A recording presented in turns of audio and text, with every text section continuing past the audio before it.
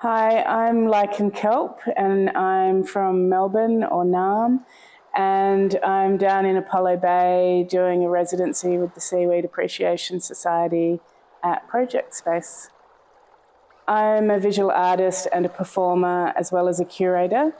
In my performance practice, I work with chemical reactions, so lots of liquids and bubbling and dry ice, and I incorporate local botanicals from the areas that I'm working in and make things like ice sculptures that turn into musical instruments and liquid landscapes that are bubbling and all hyper-coloured and super sort of visually exciting. SASi started in about 2019 and grew out of another project that I was doing, which was travelling to see the giant cuttlefish in South Australia, and I take groups of artists with me to swim with these amazing creatures and watch the mating displays that they put on where they're changing shape and changing colours and creating amazing formations. And I was learning about the cuttlefish habitat and the giant kelp forests that are under threat along the Southern Ocean,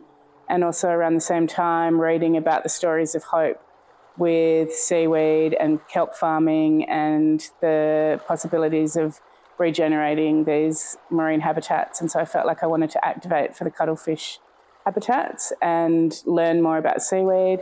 And so I started the Seaweed Appreciation Society as a group research project to connect with marine biologists and chefs and architects and all kinds of people who are interested in working with seaweed. So I've been doing a lot of regional arts work since about 2019. There was a bit of a pause over the pandemic, but mostly it's continued. I've been working with an art group down in East Gippsland called Float, and now working with Project Space and Land Care and Coastcare in Apollo Bay, which is fantastic, meeting people down here, lots of creative people doing exciting stuff around ocean care, which is fantastic. And I think it's really important for myself personally to be involved in regional arts because I have a huge sort of tug to be down in these landscapes and working really closely with ecology. And also, I think it's really important for the communities down here to have active art happening in their environment so that they can remain creatively connected to place. And so having new people come through, like myself and other artists in residences in places like the Project Space and Ice Works in East Gippsland and Float Residency that I work with, I think it's just very renewing for the local communities to have, new voices and new inspiration to come through and collaborate on projects with. And I've had really valuable, wonderful times, and I think the people that I've worked with have got a lot out of it as well.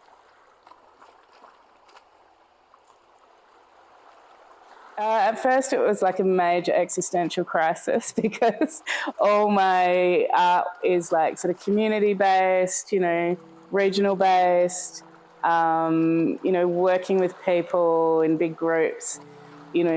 All the things that I wanted to be doing were shut down and all my projects were cancelled. I wasn't able to get out on the road and have those, sort of art adventures anymore. And so it was really, I guess, claustrophobic and difficult for the first few weeks. And then I really learned how to settle in, and that was quite nice. It was like, one of those difficult lessons that you don't want to be taught, but, if you're going to have to go through something terrible, you may as well try and get something out of it, I guess. And so for my family and I, it was nice. We spent more time together, and I managed to reposition some of my artwork online, and then things slowly started opening up again. So, it's been a bit tough and things were a bit slower with the Seaweed Appreciation Society, but then there was lots of opportunities to continue working with people just in a more virtual space. And now I'm really glad that I'm able to get back out and do things like this. It was really great for working on the website for Seaweed Appreciation Society. My other websites didn't get the same sort of attention during COVID as that one. And the Seaweed Appreciation website I'm so proud of now as a result. I've just got to spend a lot of time doing really, close work on that and working with other people doing an online exhibition. And So yeah, everybody jump on the seaweedappreciationsociety.com website, check it out. But yeah, I'm glad it's over, and glad that everyone can get back together and, you know, gather and be in these kinds of spaces. IRL is always going to win out. Yeah. Yeah, the Portable Seaweed Library has been a really nice, sort of low-key, sweet project that, once again, it was about me wanting to learn about seaweed but share it as like a kind of group research exercise. So it's an art, research, science, performance project in a way, where I take the library out with me, I ride it around on the back of my bike, it unfolds into my collection of seaweed books for people to share and sit around and, you know, peruse these books. No one gets to read any from beginning to end because there's so many conversations that get sparked through, you know, the things that they're coming across in the books and their own interests and stories around seaweed. So yeah, it's fantastic. While I've been down in Apollo Bay working with Project Space and Southern Otway's Land Care Network and Coastcare, I have brought down the Seaweed Library, the Portable Seaweed Library, set it up outside for people to have a look at, and had lots of amazing conversations. And then last night we had a launch at Project Space of a few new works that I've been developing. One is a 3D lighting seaweed installation. So people put on 3D glasses. I should have some over there. 3D glasses like these ones. Glasses, and look at this red and blue lighting, and it creates amazing depth of shadows and quite an incredible effect. And everybody was getting very excited about it last night, which was nice. And then I've also made some slides for an old slide projector, 35mm slides, but instead of using photographic film, I've created the slides direct from seaweeds that I found, and that's been really nice, magnifying up the sort of cellular structure of those.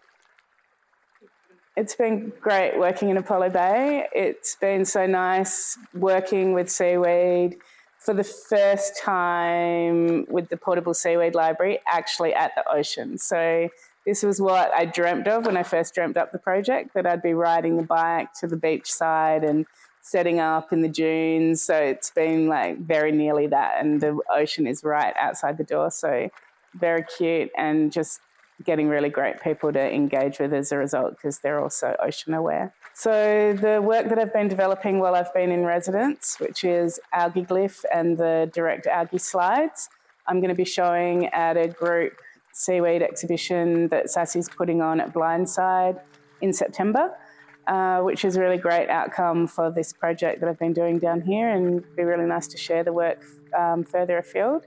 So the Seaweed Appreciation Society group show that's coming up at Blindside is part of a larger exhibition curated by Nina Sanad about Melbourne and Victorian emerging art collectives. So there's going to be a lot of different shows on, and this is part of that.